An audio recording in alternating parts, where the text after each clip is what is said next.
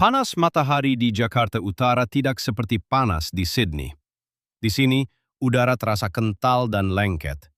Napas terasa berat, seolah paru-paruku dipaksa menghirup uap bensin dan aroma ikan asin yang menyengat. Aku berdiri di tepian dermaga Tanjung Priok, memandang ribuan peti kemas yang bertumpuk tidak beraturan. Setidaknya, begitulah kelihatannya di mataku yang sedang kalut. Namaku Marcus Thorne. 3 bulan yang lalu, aku masih mengenakan setelan jas seharga ribuan dolar di pusat keuangan Australia. Sekarang, aku hanya seorang pria dengan kemeja lusuh yang basah oleh keringat. Kebangkrutan menghancurkan segalanya. Harga diriku terkubur bersama surat penyitaan rumah. Dengan sisa uang terakhir, aku melarikan diri ke Indonesia. Aku pikir, di negara yang menurutku kacau ini, aku bisa mencari celah dengan kecerdasan baratku. Selamat pagi Tuan, mau jalan kemana? Seorang pria dengan kaos dalam yang bolong menyapaku. Aku hanya mendengus. Aku tidak membalas senyumnya yang lebar itu. Di mataku, keramahan mereka hanyalah kedok untuk menutupi ketidakteraturan. Lihat saja jalanan ini. Truk-truk besar saling mengunci. Klakson berbunyi tanpa henti, menciptakan simfoni kebisingan yang memekakkan telinga. Debu beterbangan setiap kali angin laut berembus. Ini benar-benar sebuah kekacauan. Bagaimana mungkin sebuah negara bisa maju jika pelabuhan utamanya saja terlihat seperti pasar tumpah?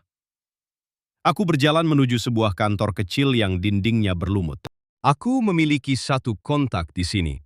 Seorang agen pengiriman barang yang berjanji memberiku pekerjaan kasar sebagai awal. Aku butuh uang untuk bertahan hidup. Aku butuh makan. Anda Tuan Markus? Tanya seorang pria parubaya di dalam kantor. Namanya Pak Surya. Kulitnya gelap terbakar matahari, tapi matanya sangat jernih. Ya, mana pekerjaan yang Anda janjikan? Tanyaku dengan nada dingin. Aku tidak ingin berbasa-basi. Aku ingin segera menyelesaikan urusan ini dan pergi dari tempat bau ini. Pak Surya tidak tersinggung dengan sikapku. Dia malah menyodorkan segelas air putih hangat dalam gelas plastik. Sabar dulu, Tuan. Di sini kita harus tenang. Kalau terburu-buru, jantung bisa kalah dengan cuaca. Aku menolak air itu. Saya tidak punya waktu untuk sabar. Saya butuh hasil. Saya ahli keuangan. Saya tahu cara bekerja dengan cepat. Pak Surya terkekeh pelan. Suara tawanya tenggelam oleh deru mesin derek di luar. Di Sydney mungkin begitu. Tapi di sini, laut yang menentukan ritme, bukan jam tangan Anda. Dia kemudian menunjuk ke arah sekumpulan pria di dekat dermaga. Mereka sedang membawa bila bambu panjang dengan beban di kedua ujungnya. Itulah yang mereka sebut pikulan. Hari ini, ada keterlambatan mesin pengangkut.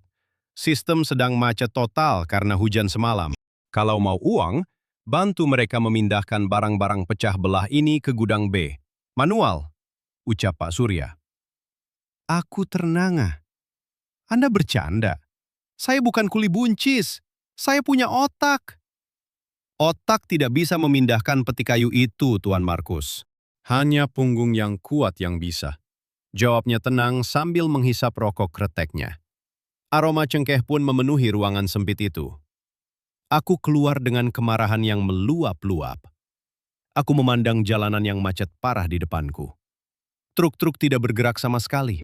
Para pengemudinya malah duduk di pinggir jalan, minum kopi, dan tertawa seolah tidak ada beban. Sungguh tidak masuk akal. Di negaraku, keterlambatan 10 menit berarti kerugian ribuan dolar. Di sini, mereka merayakannya dengan tawa. Bodoh, gumamku pelan. Namun perutku berbunyi nyaring. Rasa lapar adalah kenyataan yang tidak bisa dibantah oleh kesombongan. Aku tidak punya pilihan. Aku mendekati kerumunan kuli itu. Punggung mereka mengkilap karena peluh. Mereka mengangkat beban yang beratnya mungkin sama dengan berat badanku sendiri. Seseorang menyerahkan sebuah galah bambu kepadaku. Ujungnya kasar. Saat aku mencoba menyandarkannya di bahuku, rasa sakit langsung menjalar. Kayu itu seolah menggigit kulitku. Hati-hati bule, kata salah satu kuli sambil terkekeh. Cari keseimbangannya. Kalau tidak seimbang, kau akan jatuh. Aku menghiraukannya. Aku mencoba mengangkat 2 peti kayu kecil. 1 detik, 2 detik, dan brak! Aku limbung. Peti itu jatuh menghantam aspal. Untungnya tidak pecah, tapi seluruh harga diriku seolah ikut rontok bersama peti itu. Beberapa orang di sekitar menoleh. Aku bersiap untuk ditertawakan. Aku bersiap untuk dihina karena kelemahanku. Namun, hal aneh terjadi. Pria yang tadi memanggilku bule justru mendekat. Dia tidak tertawa. Dia malah meletakkan bebannya sendiri, lalu membantuku merapikan tali pikulanku. Pelan-pelan, taruh di tengah bahu. Ikuti goyangan bambunya, jangan dilawan. Katanya dengan bahasa Inggris yang patah-patah namun lembut. Aku terpaku. Mengapa dia membantuku? Aku adalah orang asing yang sejak tadi menunjukkan wajah masam. Aku adalah orang yang menganggap mereka tidak kompeten. Namun, di tengah kemacetan yang gila ini, di bawah matahari yang membakar, dia justru memberikan tangannya tanpa diminta.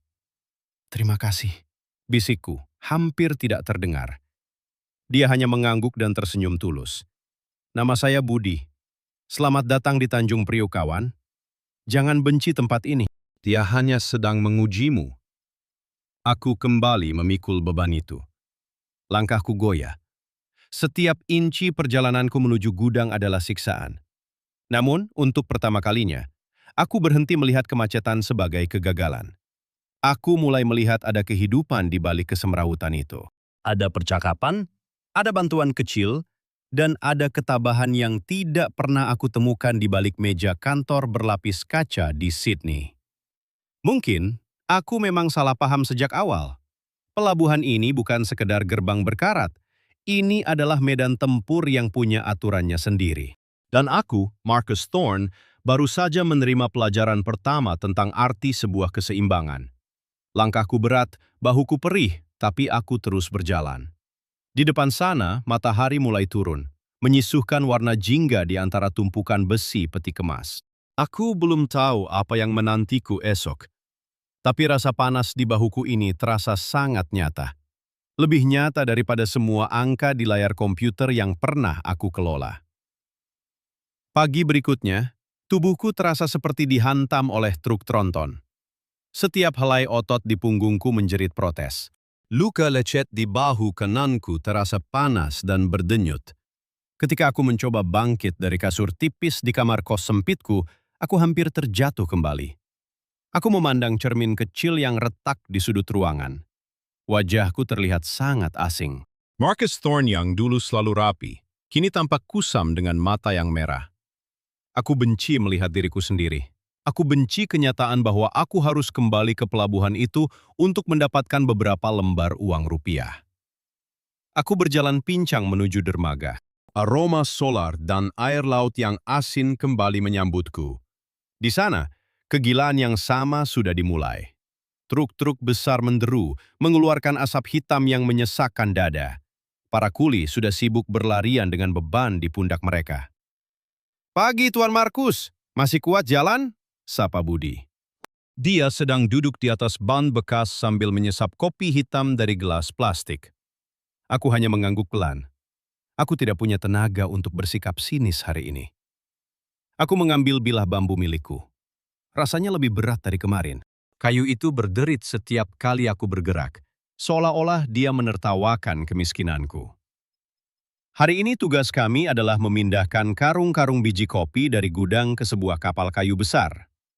Jaraknya tidak jauh, tapi jalannya sangat licin karena tumpahan minyak dan air hujan. Aku mencoba mengikuti irama para pekerja lain. Mereka berjalan dengan langkah yang ringan, seolah beban 40 kilogram itu tidak ada artinya. Lalu, masalah itu datang. Jam karet yang sangat aku benci. Seharusnya sebuah truk pengangkut tambahan tiba pukul 10 pagi. Namun hingga tengah hari, truk itu tidak kunjung terlihat. Semua pekerjaan terhenti. Para kuli meletakkan pikulan mereka dan mulai mencari tempat berteduh. "Kenapa kalian berhenti? Kita harus mencari cara lain," bentakku kepada Budi. Amarahku mulai naik. "Waktu adalah uang. Jika truk itu tidak datang, kita harus melaporkannya." Budi hanya tersenyum tenang. Dia menyeka keringat di dahinya dengan handuk kecil yang kusam. Truknya terjebak macet di jalan tol, Tuan. Memang begini keadaannya. Kalau marah-marah, tenaga kita habis sebelum kerjaan selesai. Ini tidak profesional, teriakku lagi. Aku mondar-mandir di bawah terik matahari. Di negaraku, orang akan dipecat karena keterlambatan seperti ini. Kalian terlalu santai. Itulah sebabnya kalian tetap miskin. Kata-kataku tajam. Aku melihat beberapa kuli lain menoleh ke arahku. Suasana menjadi hening sejenak. Aku merasa sedikit menyesal, tapi egoku terlalu tinggi untuk meminta maaf. Aku duduk menyendiri di bawah bayangan kontainer besi yang panas. Tiba-tiba, seorang pria tua mendekatiku. Dia membawa sebungkus nasi yang dibungkus daun pisang dan sebuah botol air mineral. Dia adalah kuli paling tua di kelompok kami, yang kemarin kulihat memanggul beban paling berat. Makan dulu, Tuan. Jangan simpan marah di dalam perut, ucapnya lembut. Dia meletakkan bungkusan nasi itu di sampingku. Aku menatap nasi itu dengan ragu. Saya tidak punya uang untuk bayar ini. Pria tua itu tertawa kecil. Suaranya serak tapi hangat. Ini bukan untuk dijual. Ini milik saya. Kita makan bersama di sini. Di pelabuhan, kita semua adalah saudara satu pikulan. Dia lalu memanggil teman-temannya yang lain. Mereka duduk melingkar di atas aspal yang panas. Mereka berbagi nasi bungkus yang sederhana, sepotong tempe, dan sambal yang baunya sangat tajam. Tidak ada meja mewah, tidak ada sendok perak, hanya tangan-tangan kasar yang saling berbagi makanan. Aku terdiam. Aku melihat mereka tertawa, bercanda tentang istri mereka di kampung, atau tentang impian sederhana untuk menyekolahkan anak. Mereka tidak tampak seperti orang-orang yang kalah oleh keadaan. Justru, mereka tampak sangat kuat karena mereka memiliki satu sama lain. Dengan ragu, aku menyuapkan nasi itu ke mulutku. Rasanya pedas membakar, tapi ada kehangatan yang meresap ke dalam hatiku. Aku menyadari sesuatu yang menyakitkan bagi harga diriku. Selama ini di Sydney, aku punya segalanya, tapi aku selalu merasa sendirian. Di sini, aku tidak punya apa-apa. Tapi pria tua ini memperlakukanku seperti anggota keluarga. Apa yang sedang terjadi ini? Bisikku dalam hati. Aku melihat ke arah gerbang pelabuhan. Truk yang ditunggu akhirnya muncul. Tanpa komando, para kuli langsung berdiri. Mereka tidak mengeluh. Mereka tidak mengumpat pada sopir truk.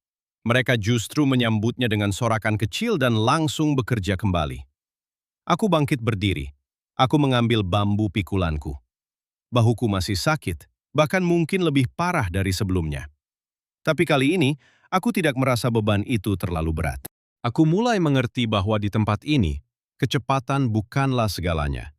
Kesabaran dan kebersamaan adalah mesin yang menggerakkan pelabuhan ini. Mungkin saya salah paham sejak awal tentang orang-orang ini. Mereka tidak malas, mereka hanya tahu kapan harus berjuang dan kapan harus menerima kenyataan dengan senyuman. Aku berjalan mengikuti Budi menaiki jembatan kayu menuju kapal. Bambuku berderit, tapi suaranya kini terdengar seperti lagu perjuangan yang mulai aku pelajari melodinya. Matahari di atas Tanjung Priok terasa seperti bola api yang hanya berjarak beberapa jengkal dari kepalaku. Bau solar yang terbakar berbaur dengan uap air laut yang asin, menciptakan udara yang begitu pekat hingga tenggorokanku terasa berpasir. Aku mencoba menarik napas dalam-dalam. Tapi yang masuk hanyalah rasa panas yang membakar paru-paru. Sedikit lagi, Tuan Markus, gudang B sudah dekat, teriak Budi dari depan. Aku tidak bisa menjawab. Seluruh tenagaku habis hanya untuk menjaga agar bambu pikulan ini tidak merosot dari bahuku. Keringat mengalir deras ke mataku, membuat pandanganku kabur dan perih. Aku melihat bayangan kontainer-kontainer raksasa itu seolah-olah mulai bergoyang. Tiba-tiba, telingaku berdengung. Suara klakson truk dan teriakan para buruh terdengar menjauh, berganti dengan suara desis yang aneh. Kakiku terasa ringan, seolah-olah aspal di bawahku berubah menjadi awan. Aku mencoba berpegangan pada tiang listrik yang berkarat, tapi tanganku tidak menemukan apapun. Dunia mendadak menjadi gelap. Hal terakhir yang aku ingat adalah bunyi bambu pikulanku yang menghantam tanah dengan keras. Bruk! Aku terbangun dengan rasa dingin yang menempel di dahi dan leherku. Aku mencoba membuka mata, tapi cahaya matahari terlalu menyilaukan. Seseorang sedang memegangi kepalaku, dan aku merasakan tetesan air mengalir di celah bibirku yang pecah. Minum dulu, pelan-pelan. Suara itu sangat lembut. Itu suara Pak Surya, agen pengiriman barang yang tadi pagi ku bentak. Aku tersedak sedikit, lalu menelan air putih yang terasa sangat nikmat itu. Saat mataku mulai bisa fokus, aku menyadari bahwa aku tidak berada di rumah sakit mewah. Aku berbaring di atas balai-balai kayu di belakang warung kopi sederhana. Di sekelilingku, Budi dan beberapa kuli lain berdiri dengan wajah cemas. "Apa yang terjadi?" tanyaku dengan suara serak. "Tuan pingsan karena panas." "Untung Pak Tua tadi cepat menangkap Tuan," jawab Budi sambil menunjuk ke arah pria tua yang membagikan nasi bungkus padaku kemarin. Aku melihat Pak Tua itu sedang sibuk menggosok telapak kakiku dengan minyak kayu putih yang baunya sangat tajam. Dia tidak memakai alas kaki, dan tangannya yang kasar terasa sangat hangat di kulitku. Dia tersenyum padaku, sebuah senyuman yang sangat tulus, tanpa ada jejak dendam meski aku pernah menghina profesinya. "Maafkan saya," bisikku tiba-tiba. Aku tidak tahu mengapa kata-kata itu keluar, tapi aku merasakannya jauh di dalam lubuk hatiku. Aku merasa sangat kecil di hadapan mereka. "Tidak apa-apa, Tuan Markus. Kita semua manusia, bukan mesin," ucap Pak Tua itu tenang. "Di sini, kalau satu jatuh, yang lain harus angkat. Kalau tidak begitu, kita semua tidak bisa makan." Aku terdiam cukup lama, mendengarkan suara azan zuhur yang mulai berkumandang dari masjid pelabuhan. Suaranya terdengar merdu, memecah kebisingan mesin-mesin berat. Aku melihat orang-orang itu mulai meletakkan pekerjaan mereka, mencuci tangan dan wajah dengan air yang terbatas, lalu bersiap untuk beristirahat sejenak. Itu adalah sebuah pemandangan yang aneh bagiku. Di Sydney, jika sistem berhenti, itu adalah bencana. Tapi di sini, sistem berhenti sejenak agar manusia bisa bernapas. Ada sebuah keteraturan di tengah kekacauan yang selama ini tidak aku pahami. Mereka tidak dikendalikan oleh jam tangan, melainkan oleh rasa kemanusiaan dan spiritualitas yang mendalam. Aku mencoba duduk, meskipun kepalaku masih sedikit pusing. Aku melihat ke arah tumpukan dokumen yang tercecer di meja Pak Surya di sudut warung. Mataku yang terbiasa dengan angka-angka keuangan menangkap sesuatu yang janggal pada salah satu manifest pengiriman. "Pak Surya, boleh saya lihat kertas itu?" tanyaku. Pak Surya memberikan kertas itu padaku dengan wajah heran. Aku membacanya dengan cepat. Itu adalah daftar perhitungan biaya tambat kapal dan pajak kontainer yang menumpuk. "Ada kesalahan perhitungan di sini.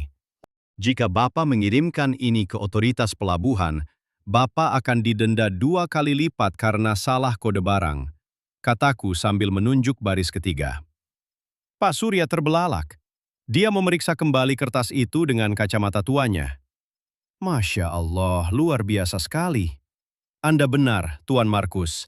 Saya hampir saja membuat kesalahan besar yang bisa membangkrutkan kantor kecil saya ini." Dia menatapku dengan pandangan penuh rasa hormat yang baru. Budi dan kuli lainnya ikut mendekat, merasa bangga karena bule mereka ternyata punya kegunaan lain selain memikul beban. Pada saat itulah, sebuah pikiran melintas di benakku. Aku tidak perlu melarikan diri dari tempat ini.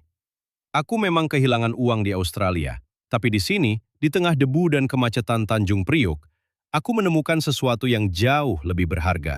Aku menemukan sebuah kesempatan untuk membangun kembali hidupku. Bukan dengan kesombongan, tapi dengan pengetahuan yang bisa membantu orang-orang yang telah menyelamatkan nyawaku. Saya tidak percaya dengan mata sendiri. Orang-orang yang aku anggap rendah ini adalah guru-guru kehidupan yang paling hebat. "Pak Surya," kataku sambil berdiri dengan mantap.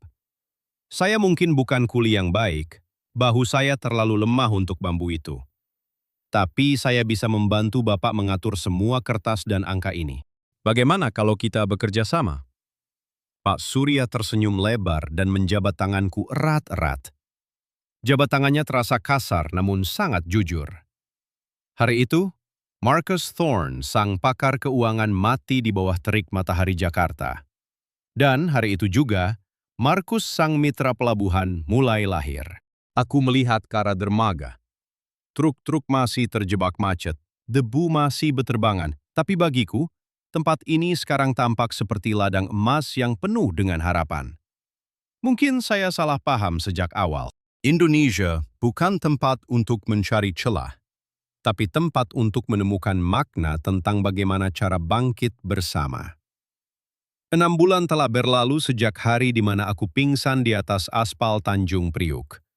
Bahuku tidak lagi memar, tetapi pikiranku masih sering berbenturan dengan kenyataan di lapangan. Pak Surya memberiku sebuah meja kecil di sudut kantornya. Meja itu bergoyang jika aku mengetik terlalu keras, dan tumpukan dokumen di sekitarku selalu berbau apek. Aku mulai mencoba peruntunganku sebagai makelar logistik kecil-kecilan. Aku ingin membuktikan bahwa efisiensi ala Sydney bisa diterapkan di sini. Aku membuat jadwal yang ketat. Aku menyusun bagan alur kerja di papan tulis putih yang baru kubeli. Aku ingin setiap truk masuk dan keluar tepat pada waktunya. Waktu adalah uang, Pak Surya, kataku sambil menunjuk jam dinding. Jika kita memotong waktu tunggu supir sebanyak 20%, keuntungan kita akan naik secara otomatis. Pak Surya hanya mengangguk sambil mengunyah pisang goreng. Ide yang bagus, Tuan Markus. Silakan dicoba. Tapi ingat, di sini kita tidak bekerja dengan angka. Kita bekerja dengan manusia. Aku mengabaikan peringatannya. Hari itu aku mengatur pengiriman 10 kontainer tekstil untuk klien dari Singapura. Aku sudah menandatangani perjanjian tertulis dengan sebuah perusahaan truk. Dalam naskah perjanjian itu, aku mencantumkan denda jika ada keterlambatan lebih dari 30 menit. Aku merasa sangat profesional. Aku merasa seperti Markus yang dulu lagi. Pukul 8 pagi, tidak ada satupun truk yang muncul. Pukul 9, gerbang masih kosong. Aku mulai mondar-mandir dengan gelisah. Keringat dingin mulai membasahi punggungku. Aku menelpon koordinator sopir, seorang pria bernama Bang Jago. Bang Jago, di mana truk-truk itu? Anda sudah terlambat 1 jam. Anda harus membayar denda sesuai perjanjian, teriakku lewat telepon. Di ujung telepon, aku hanya mendengar suara tawa yang santai dan bunyi sendok yang berdenting pada gelas kaca. Sabar, Tuan Bule. Kami sedang sarapan sebentar. Tadi ada sedikit kendala di jalan. Kendala apa? Kecelakaan? Ban pecah? Tanyaku mendesak. Bukan, Tuan. Ada tetangga salah satu supir yang meninggal dunia. Jadi, kami semua melayat sebentar untuk menunjukkan rasa duka. Jawabnya dengan nada yang sangat tenang, seolah-olah itu adalah alasan yang paling masuk akal di dunia. Aku ternganga. Aku membanting telepon itu ke meja. Meninggal dunia? Tetangga? Apa hubungannya dengan kontrak bisnis? Teriakku pada Pak Surya. Pak Surya meletakkan gelas kopinya. Aroma kopi hitam yang pahit memenuhi ruangan. Tuan Markus, di Indonesia, hubungan antar manusia adalah hukum tertinggi. Jika seorang kawan berduka, pekerjaan harus menunggu. Itu namanya rasa kemanusiaan. Tapi ini tidak profesional. Bisnis akan hancur jika begini terus. Aku bersikeras. Aku mencoba mencari perusahaan truk lain. Aku menelpon 5 tempat berbeda. Jawaban mereka semua sama. Mereka sedang sibuk. Atau mereka tidak mau bekerja dengan orang yang terlalu banyak menuntut denda. Tiba-tiba, aku menyadari bahwa aku sedang dikucilkan. Logika aturan besi milikku justru membuatku terisolasi di labirin ini. Sore harinya, hujan turun dengan sangat deras. Suara air yang menghantam atap seng kantor terdengar seperti ribuan peluru. Listrik padam. Kantor menjadi gelap dan pengap. Aku duduk sendirian di depan papan tulis putihku yang sekarang terlihat konyol. Rencana besarku hancur berantakan hanya dalam 1 hari. Tiba-tiba pintu kantor terbuka. Bang Jago masuk dengan baju yang basah kuyup. Dia membawa 2 bungkus martabak manis yang masih hangat.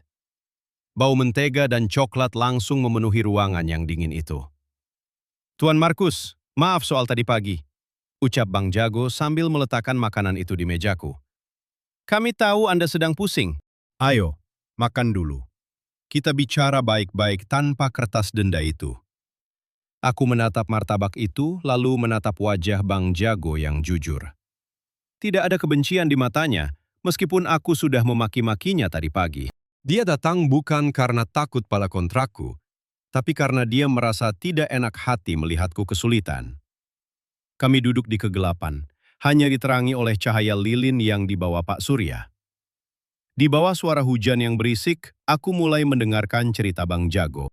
Tentang bagaimana sulitnya merawat truk tua, tentang biaya sekolah anaknya, dan tentang pentingnya saling menjaga di jalanan yang keras. Aku mulai belajar kata-kata baru hari itu. Bukan kata-kata keuangan, tapi kata-kata seperti silaturahmi dan tenggang rasa. Aku menyadari bahwa di Indonesia, sebuah perjanjian tidak bernyawa jika tidak ada rasa saling percaya di dalamnya. Mungkin saya salah paham sejak awal, bisikku sambil mengunyah martabak yang manis itu. Aku mulai mematikan egoku. Aku mengambil kamus saku bahasa Indonesia yang selalu kubawa. Aku menunjuk sebuah kata dan mencoba mengucapkannya dengan benar. Terima kasih, Bang Jago. Bang Jago tertawa lebar dan menepuk bahuku dengan keras. Nah, begitu. Kalau bicaranya enak, barang pasti lancar, Tuan. Malam itu, aku menyadari sesuatu yang mengejutkan. Meskipun sistem di sini terlihat semrawut, ada kekuatan tak terlihat yang menggerakkannya. Kekuatan itu bukan berasal dari perangkat lunak yang mahal atau aturan yang kaku, melainkan dari segelas kopi, sepiring martabak, dan percakapan tulus di bawah guyuran hujan. Aku belum menjadi kaya, tapi untuk pertama kalinya, aku merasa diterima. Aku mulai memahami bahwa untuk menaklukkan pelabuhan ini, aku tidak boleh menjadi tuan yang memerintah. Aku harus menjadi kawan yang mendengarkan. Lampu kantor tiba-tiba menyala kembali. Papan tulis putihku masih ada di sana. Tapi rencana di dalamnya sudah tidak lagi terasa penting. Aku menghapus kolom denda keterlambatan dan menggantinya dengan kata gotong royong. Setelah kejadian martabak dengan Bang Jago, pandanganku terhadap Tanjung Priuk mulai bergeser. Aku tidak lagi melihat pelabuhan ini sebagai mesin yang rusak, melainkan sebagai organisme hidup yang punya detak jantungnya sendiri. Usaha perantara logistikku mulai membuahkan hasil kecil, berkat bantuan Pak Surya yang selalu sabar membimbingku. Suatu pagi, Pak Surya mengajakku untuk bertemu dengan seseorang yang dia sebut sebagai orang penting. Aku membayangkan sebuah gedung perkantoran mewah di pusat kota Jakarta dengan lift yang cepat dan sekretaris yang kaku. Namun, Pak Surya justru membawaku ke sebuah rumah sederhana di pinggiran daerah Koja. Tuan Markus, ini adalah rumah Pak Haji Usman. Dia memiliki hampir 300 armada truk di pelabuhan ini. Bisik Pak Surya saat kami berdiri di depan pagar besi yang sedikit berkarat. Aku terkejut. 300 truk? Itu adalah aset senilai jutaan dolar. Mengapa dia tinggal di rumah yang begitu sederhana? Di Sydney, pria dengan kekayaan seperti itu pasti tinggal di apartemen mewah menghadap pelabuhan dengan pengamanan super ketat. Kami dipersilakan masuk oleh seorang wanita parubaya yang ramah. Di dalam tidak ada meja rapat. Kami duduk bersila di atas karpet tebal yang harum aromaterapi. Pak Haji Usman keluar dengan mengenakan sarung dan baju koko putih. Wajahnya teduh, dihiasi janggut putih yang rapi.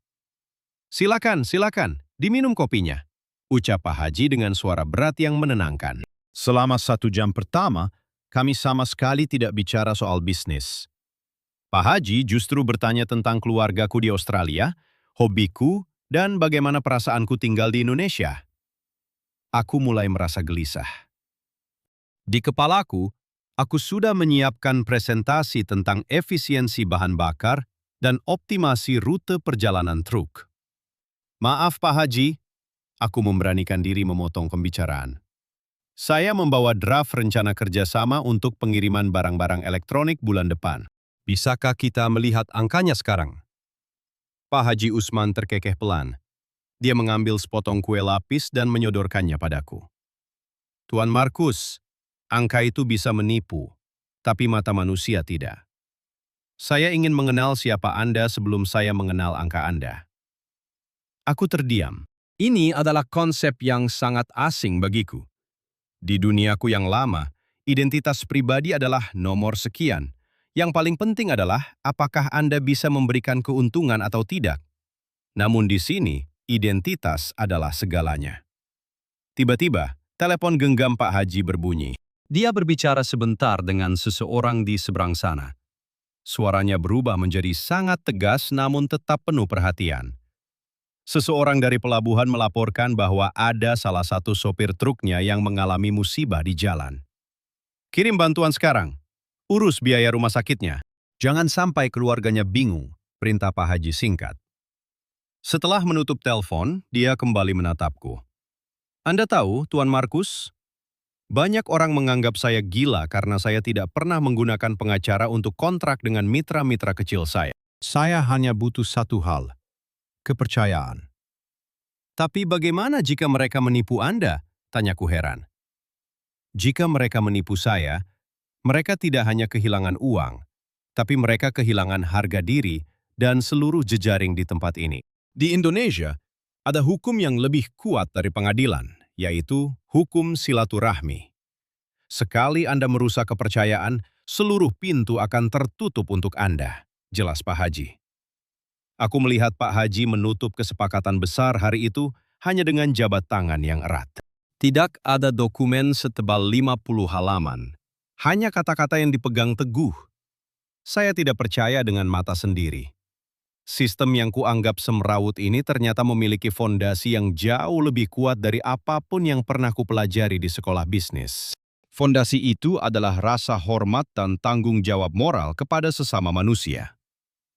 Sepulangnya dari rumah Pak Haji, aku berjalan menyusuri sawah-sawah kecil yang masih tersisa di pinggiran Jakarta Utara. Aroma padi yang mulai menguning dan sinar matahari yang keemasan membuatku merenung. Selama ini, aku terjebak dalam pola pikir bahwa kemajuan hanya bisa dicapai melalui persaingan yang kejam. Apa yang sedang terjadi ini? Aku mulai merasa malu pada diriku sendiri yang dulu begitu sombong. Aku menyadari bahwa jam karet yang sering kukeluhkan bukan selalu berarti malas. Seringkali, itu adalah waktu yang digunakan orang Indonesia untuk memanusiakan manusia lainnya. Mereka mengobrol, mereka makan bersama, dan mereka membangun ikatan yang tidak bisa dihancurkan oleh krisis ekonomi sekalipun. Mungkin saya salah paham sejak awal. Bisikku pada diri sendiri sambil memperhatikan sekumpulan orang yang sedang bekerja sama memperbaiki saluran air di pinggir jalan. Mereka melakukannya dengan gembira, sambil sesekali tertawa lepas. Gotong royong bukan hanya slogan di buku pelajaran sekolah. Itu adalah urat nadi kehidupan di sini. Aku mulai menyadari bahwa keajaiban Indonesia bukan terletak pada gedung-gedung pencakar langitnya, tapi pada kekuatan hati orang-orangnya yang saling memikul beban satu sama lain. Aku mengeluarkan buku catatan kecilku. Aku tidak lagi mencatat angka kerugian. Aku mulai menulis daftar nama-nama orang yang telah membantuku sejak aku tiba di Tanjung Priuk. Aku berjanji pada diriku sendiri untuk belajar menjadi bagian dari jejaring hati ini. Malam itu, aku tidur dengan perasaan yang jauh lebih tenang. Aku bukan lagi Markus, sang ahli keuangan yang kesepian.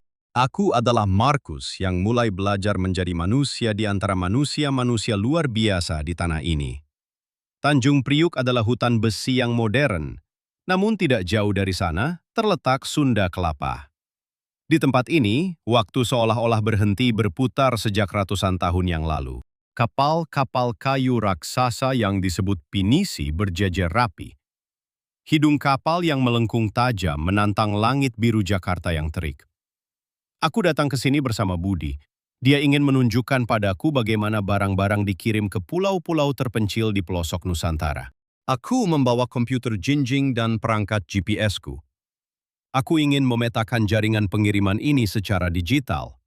Aku pikir, tanpa teknologi, pengiriman ke ribuan pulau pasti sangat berantakan. Tuan Markus, simpan saja alat-alat canggih itu, kata Budi sambil melompat ke atas titian kayu yang sempit. Di sini, satelit kita ada di dalam kepala para pelaut. Aku berjalan dengan hati-hati di atas lembar papan kayu yang menghubungkan dermaga dengan kapal. Di bawahku, air laut yang keruh bergejolak. Aroma kayu jati yang tua, rempah-rempah, dan ikan asin bercampur menjadi satu. Suara palu yang menghantam paku dan teriakan para pekerja memenuhi udara. Aku melihat seorang pria bertelanjang dada sedang mencatat sesuatu di buku tulis kusam. Namanya Kapten Daeng. Dia adalah penguasa kapal kayu yang akan berlayar menuju Maluku. "Kapten, bagaimana Anda melacak posisi barang-barang ini?" Tanyaku sambil menunjuk tumpukan semen, bahan makanan, hingga sepeda motor di dalam palka kapal. "Apakah Anda punya sistem pemantauan otomatis?" Kapten Daeng tertawa terbahak-bahak. Giginya yang putih kontras dengan kulitnya yang gelap karena garam laut. "Sistem otomatis? Saya punya ribuan mata di setiap dermaga kecil, Tuan Bule. Itu lebih akurat dari mesin manapun." Dia menjelaskan bahwa setiap karung beras yang masuk ke kapalnya sudah ditandai secara mental. Dia tahu siapa pemiliknya di Jakarta dan siapa yang akan menjemputnya di dermaga kecil di tengah laut Banda. Semuanya didasarkan pada kata-kata dan kejujuran. "Jika barang ini hilang, nama baik keluarga saya taruhannya," ucap Kapten Daeng dengan nada bangga. Aku mencoba membandingkan ini dengan sistem di Australia. Di sana, setiap barang punya kode batang. Ada sensor di setiap sudut gudang. Namun, jika sistem komputer mati, seluruh rantai pasokan akan lumpuh total. Di sini, sistemnya tidak bisa mati karena sistemnya adalah hati manusia. Tiba-tiba, seorang kurir motor datang dengan tergesa-gesa. Dia membawa sebuah kotak kecil yang tertutup rapat. "Kapten, ini obat penting untuk puskesmas di pulau seberang. Harus sampai dalam 3 hari." Kapten Daeng tidak meminta biaya tambahan. Dia tidak mengisi formulir asuransi yang rumit. Dia hanya mengambil kotak itu, menciumnya sebentar seolah memberi doa, lalu menyimpannya di tempat paling aman di dekat kemudi kapalnya. "Masya Allah, luar biasa sekali," bisikku tanpa sadar. Aku melihat bagaimana barang-barang itu berpindah tangan dengan sangat cepat. Para kuli pengangkut bekerja dengan irama yang luar biasa. Mereka tidak butuh instruksi dari pengeras suara. Mereka bergerak seperti semut yang sudah tahu tugasnya masing-masing. Kekuatan fisik mereka luar biasa, tetapi koordinasi batin mereka jauh lebih mengagumkan. "Lihat itu, Tuan Markus." Budi menunjuk ke arah sekumpulan pemuda yang sedang memindahkan peti-peti berat secara berantai. Itu namanya gotong royong dalam bekerja. Tidak ada yang merasa lebih hebat, semua beban ditanggung bersama. Apa yang sedang terjadi ini? Aku mulai menyadari bahwa Indonesia adalah sebuah keajaiban logistik. Bagaimana mungkin sebuah negara dengan belasan ribu pulau bisa tetap terhubung tanpa kelaparan massal? Jawabannya bukan pada teknologi canggih yang mahal. Jawabannya adalah pada jaringan manusia yang sangat kuat dan tidak terlihat. Sore itu, aku duduk di tepi dermaga kayu sambil melihat matahari terbenam di balik tiang-tiang kapal pinisi. Bayangan kapal-kapal itu memanjang di atas air, tampak seperti raksasa yang sedang beristirahat. Aku mematikan komputer jinjingku. Baterainya habis, dan aku merasa tidak butuh lagi untuk menyalakannya.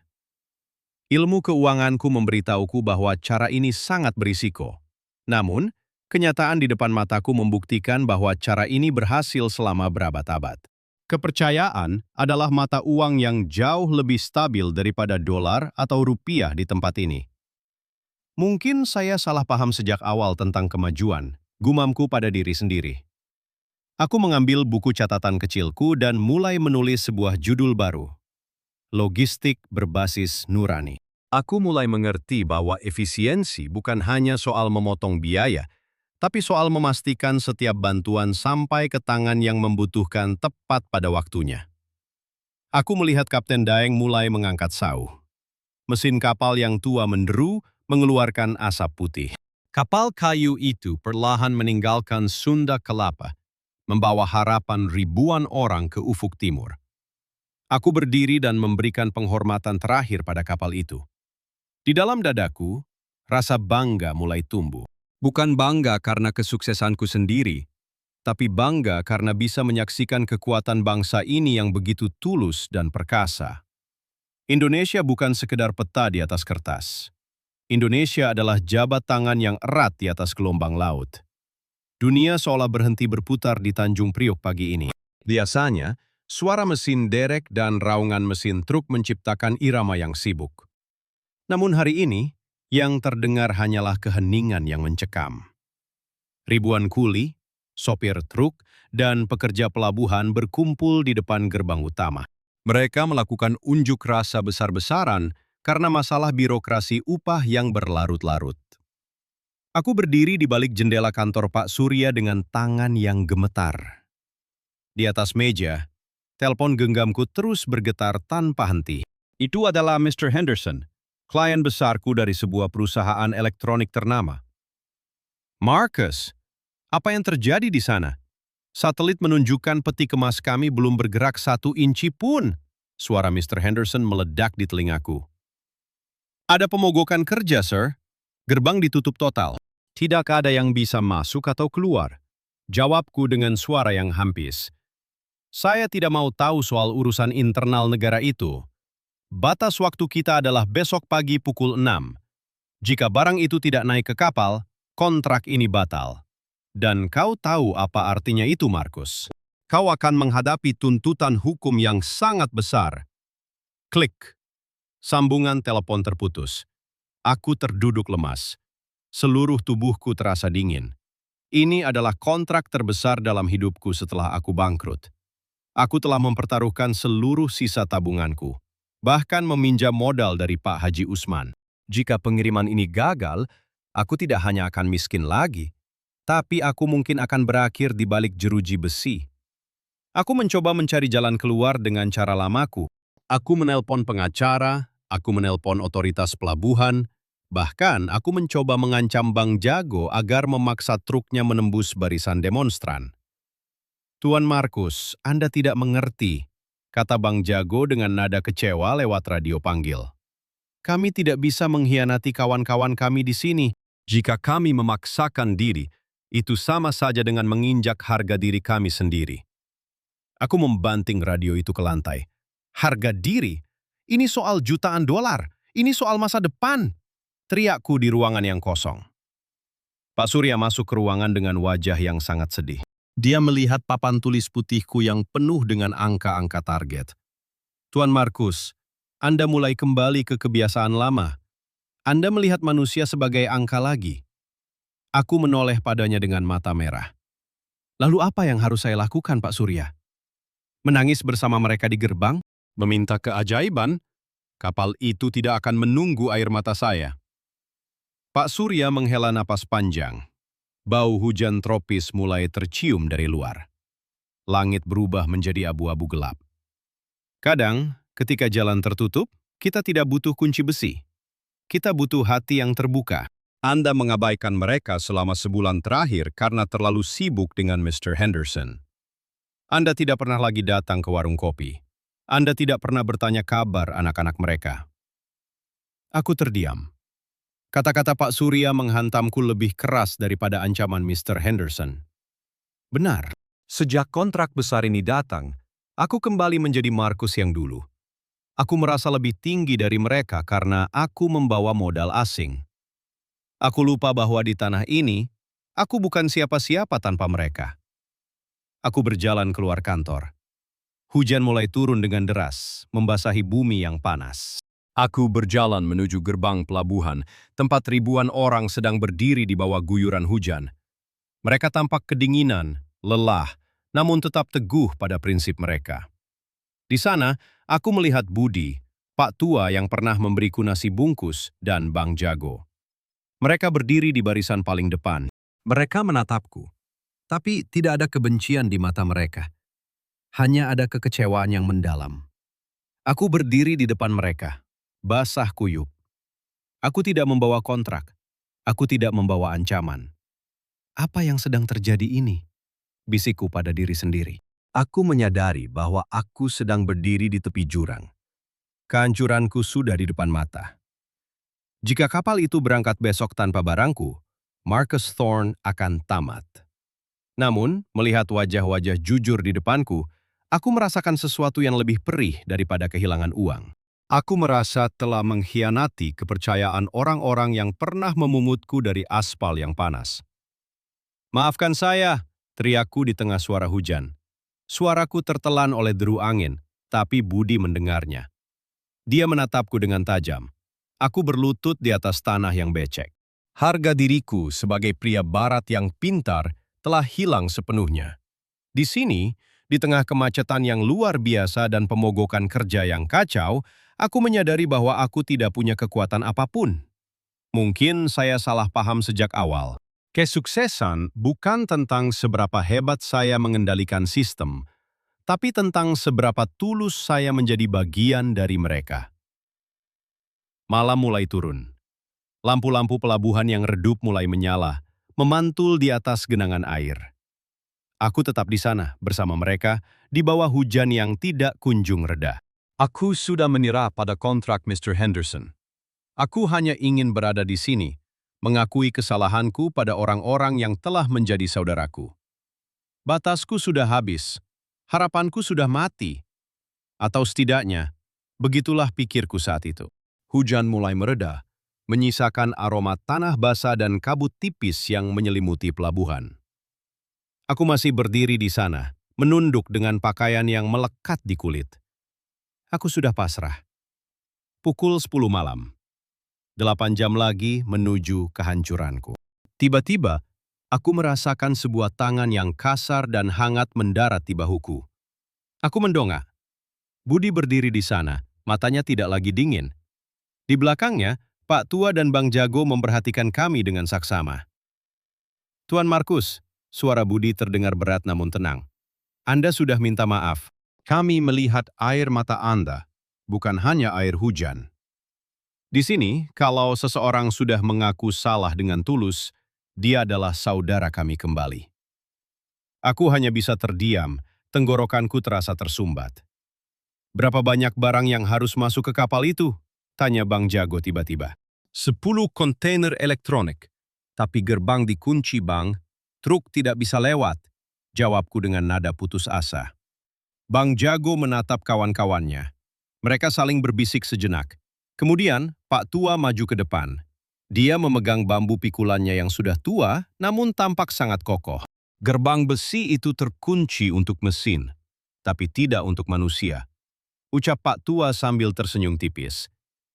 Kita tidak bisa membawa truk masuk, tapi kita punya ribuan bahu yang siap memikul. Aku ternganga. Maksud Anda memindahkan isi kontainer itu secara manual? Satu persatu? Itu gila! Jaraknya hampir 1 kilometer menuju dermaga internasional. Di Indonesia, tidak ada yang gila kalau dilakukan bersama-sama, balas Budi dengan penuh keyakinan. Apa yang sedang terjadi ini? Aku tidak percaya dengan mata sendiri. Dalam hitungan menit, kabar itu menyebar melalui bisikan dari mulut ke mulut. Para pekerja yang tadi sedang berdemonstrasi mulai berdiri. Mereka tidak lagi berteriak menuntut upah. Mereka bergerak menuju gudang penyimpananku. Satu persatu, peti-peti elektronik itu dikeluarkan. Budi, Bang Jago, Pak Tua, bahkan anak-anak muda yang tadi tampak sangar, mulai memanggul beban itu. Mereka menggunakan pikulan kayu, kereta dorong tua, bahkan hanya dengan tangan kosong. Ayo Tuan Markus, jangan hanya menonton, teriak Bang Jago sambil tertawa. Aku berlari mengikuti mereka. Aku mengambil satu kotak besar. Beratnya luar biasa, tapi aku tidak peduli. Kami membentuk barisan panjang yang tidak terputus. Cahaya senter dari telepon genggam berkelap-kelip di tengah kegelapan pelabuhan. Tampak seperti kunang-kunang raksasa yang sedang bekerja. Langkah kaki kami berirama di atas aspal yang becek. Plak, plak, plak. Tidak ada keluhan. Yang ada hanyalah suara napas yang memburu dan sesekali candaan untuk mengusir lelah. Masya Allah, luar biasa sekali.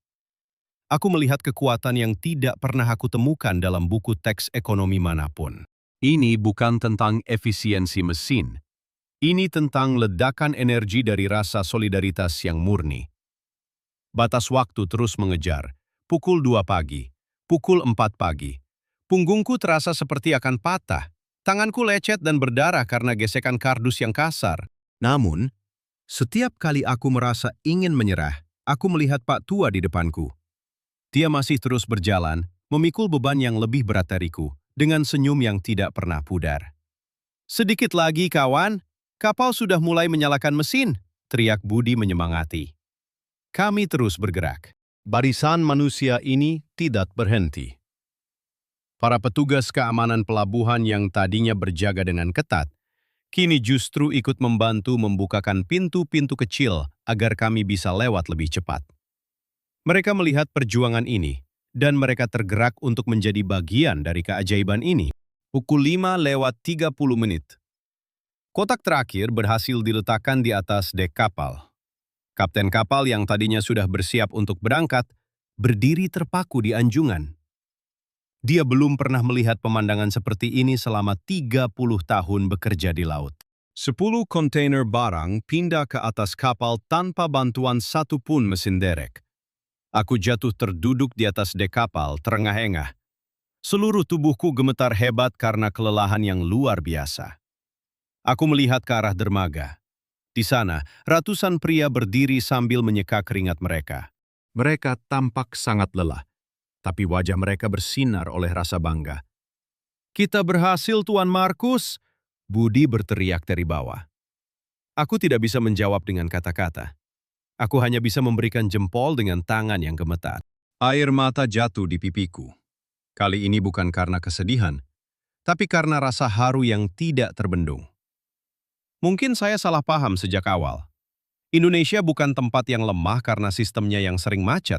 Indonesia adalah tempat yang paling kuat di dunia karena ketika sistem itu gagal, manusianya tidak pernah gagal satu sama lain. Kapal mulai bergerak perlahan, meninggalkan dermaga. Aku melihat lambaian tangan dari kejauhan. Di bawah sinar fajar yang mulai menyingsing, Tanjung Priok tidak lagi terlihat seperti hutan besi yang menakutkan. Dia terlihat seperti rumah. Sebuah rumah yang dibangun di atas pondasi gotong royong yang abadi. Hari ini, keajaiban benar-benar terjadi. Bukan karena uang, tapi karena sebuah kata sederhana. Kepercayaan. Kapal raksasa itu perlahan menghilang di antara kabut pagi dan cakrawala yang mulai memerah. Suara mesinnya yang berat masih terdengar lamat-lamat, beradu dengan suara deburan ombak yang menghantam tiang-tiang dermaga. Aku berdiri memetung di tepian pelabuhan, memandangi laut lepas dengan perasaan yang sulit kujelaskan. Punggungku terasa seperti terbakar. Napasku masih pendek dan berat. Namun, di dalam dada ini, ada sebuah kelegaan yang begitu luas, lebih luas dari samudra di depanku. "Minum ini, Tuan Markus." Badannya bisa menggigil kalau tidak dihangatkan. Suara Pak Tua membuyarkan lamunanku. Dia menyodorkan segelas kopi hitam yang masih mengepulkan uap. Gelas plastik itu terasa panas di tanganku yang penuh luka lecet. Aku menyesapnya perlahan. Rasa pahit dan manisnya kopi itu seolah mengalirkan nyawa kembali ke dalam tubuhku yang remuk. Di sekelilingku, ratusan kuli dan sopir truk sedang duduk bersandar pada dinding gudang. Beberapa orang tertidur lelap dengan beralaskan koran bekas. Sebagian lagi masih bercanda dengan suara rendah, seolah-olah pekerjaan berat yang baru saja mereka lakukan hanyalah sebuah permainan kecil. Aku melihat ke arah tangan-tangan mereka yang kasar. Tangan-tangan yang dipenuhi kapalan dan debu hitam. Tangan-tangan inilah yang telah menyelamatkan masa depanku. Mereka tidak melakukannya karena perintah atasan. Mereka tidak melakukannya karena iming-iming bonus dolar. Mereka melakukannya karena sebuah nilai yang selama ini aku anggap sebagai kelemahan. Rasa persaudaraan. Mungkin saya salah paham sejak awal, bisikku pada diri sendiri. Dulu, aku berpikir bahwa kesuksesan adalah tentang seberapa cepat kita bisa berlari meninggalkan orang lain. Di Sydney, aku diajarkan untuk menjadi yang paling efisien, paling tajam, dan paling dingin. Aku melihat rekan kerja sebagai saingan dan bawahan sebagai alat produksi. Namun semalam, di bawah guyuran hujan dan kegelapan, aku melihat kebenaran yang berbeda. Aku melihat bahwa kekayaan sejati tidak dibangun di atas kecepatan atau eksploitasi. Kekayaan sejati dibangun di atas bahu yang saling menopang. Sebuah beban yang sangat berat akan terasa ringan jika dibagi dengan adil di atas sebuah pikulan bambu yang seimbang. Inilah keajaiban Indonesia yang sesungguhnya. Bukan pada kekayaan alamnya yang melimpah atau pada gedung-gedung kacanya yang menjulang. Keajaiban itu ada pada akal budi dan nurani rakyatnya yang tidak pernah membiarkan sesamanya jatuh sendirian. Tuan Markus, setelah ini mau kemana? Tanya Budi sambil menyeka wajahnya dengan handuk kecil. Aku menatap Budi, lalu menatap kantor Pak Surya yang sederhana di kejauhan. Saya tidak akan kemana-mana, Budi. Saya akan tetap di sini. Saya ingin belajar lebih banyak lagi. Budi tertawa lebar, sebuah tawa yang jujur dan membahagiakan.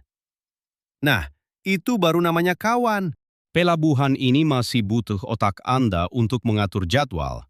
Tapi jangan lupa, hati juga harus ikut bekerja. Aku tersenyum. Aku menyadari satu hal yang sangat penting.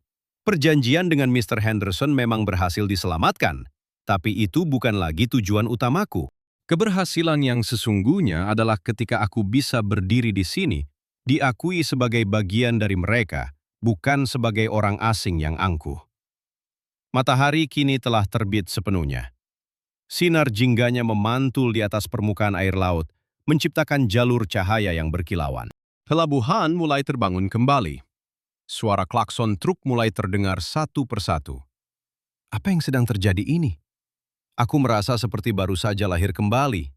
Beban utang dan kegagalan masa lalu di Australia seolah menguap bersama kabut pagi. Aku tidak lagi merasa takut akan masa depan. Karena di tanah ini, aku belajar bahwa selama kita masih memiliki semangat gotong royong, tidak ada badai yang tidak bisa dilewati. Masya Allah, luar biasa sekali. Hidup ini ternyata sangat indah jika kita berhenti menjadi penguasa dan mulai menjadi manusia. Aku berjalan mendekati Pak Tua dan menjabat tangannya dengan sangat erat. Bukan sebagai seorang bos kepada buruh, tapi sebagai seorang murid kepada gurunya. Di bawah sinar fajar ini, aku berjanji dalam hati. Aku akan membangun usaha yang tidak hanya mengejar angka, tapi juga menjaga martabat setiap orang yang terlibat di dalamnya. Langkahku kini terasa lebih mantap. Bahuku mungkin masih perih, tapi jiwaku terasa begitu ringan. Aku siap menyambut hari yang baru di tanah yang penuh keajaiban ini. 10 tahun telah berlalu sejak malam yang mengubah hidupku di dermaga itu. Sekarang, aku berdiri di balik jendela kaca besar di lantai 50 sebuah gedung pencakar langit di Jakarta Pusat. Di bawah sana, kelap-kelip lampu kota tampak seperti hamparan berlian yang tidak berujung. Jauh di ufuk utara, aku masih bisa melihat lampu-lampu pelabuhan Tanjung Priuk yang terus berkedip, menjaga gerbang ekonomi bangsa ini. Kantorku adalah markas besar dari salah satu perusahaan logistik terbesar di Asia Tenggara. Kami memiliki ribuan truk, kapal kargo modern, dan sistem pelacakan digital yang paling mutakhir. Namun, di tengah semua kemewahan ini, ada satu benda yang menarik perhatian setiap tamu yang masuk ke ruanganku. Di dinding utama, tepat di atas meja kerjaku, tergantung sebuah bilah bambu tua yang sudah sangat kering dan menghitam. Itu adalah pikulan pertamaku. Kayunya retak di beberapa bagian. Sisa-sisa keringat dan debu pelabuhan seolah-olah masih melekat di sana. Setiap kali aku merasa ragu dalam mengambil keputusan besar, aku akan berdiri di depan bambu itu. Aku akan menyentuh permukaannya yang kasar. Benda itu mengingatkanku pada rasa perih di bahuku 10 tahun lalu. Benda itu mengingatkanku bahwa keberhasilan ini bukan milikku sendiri. Pintu kantorku terbuka perlahan. Tuan Markus, laporan tahunan untuk yayasan sudah siap. Suara itu sangat akrab di telingaku. Itu Budi. Dia bukan lagi kuli panggul yang memakai kaos dalam bolong. Sekarang, dia adalah direktur operasional di perusahaanku. Dia mengenakan kemeja batik yang rapi, namun senyum tulus dan sorot matanya yang jujur tidak pernah berubah. Bagaimana perkembangan beasiswa untuk anak-anak pekerja pelabuhan, Budi? Tanyaku sambil mengajaknya duduk di sofa. Luar biasa, Tuan. Tahun ini kita menyekolahkan 500 anak hingga ke jenjang perguruan tinggi.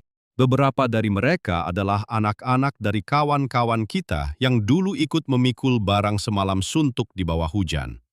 Jawab Budi dengan nada bangga. Kami duduk bersama sambil menikmati 2 gelas kopi hitam. Pak Surya juga sering berkunjung ke sini, meskipun dia sudah lama pensiun dan menikmati masa tuanya di desa. Kami tidak pernah berbicara seperti bos dan bawahan. Kami berbicara seperti saudara yang pernah berbagi beban yang sama. Masya Allah, luar biasa sekali perjalanan ini. Jika aku tetap tinggal di Australia dengan kesombonganku yang dulu, mungkin aku hanya akan menjadi angka dalam statistik kegagalan ekonomi. Namun, Indonesia telah memberiku kesempatan kedua. Tanah ini tidak hanya memberiku kekayaan secara finansial, tetapi juga kekayaan spiritual yang jauh lebih besar. Dulu, aku mengira Indonesia adalah negara yang penuh dengan hambatan. Aku mengira kemacetan, jam karet, dan kerumitan birokrasi adalah tanda kelemahan. Saya tidak percaya dengan mata sendiri betapa salahnya saya saat itu. Kini aku mengerti.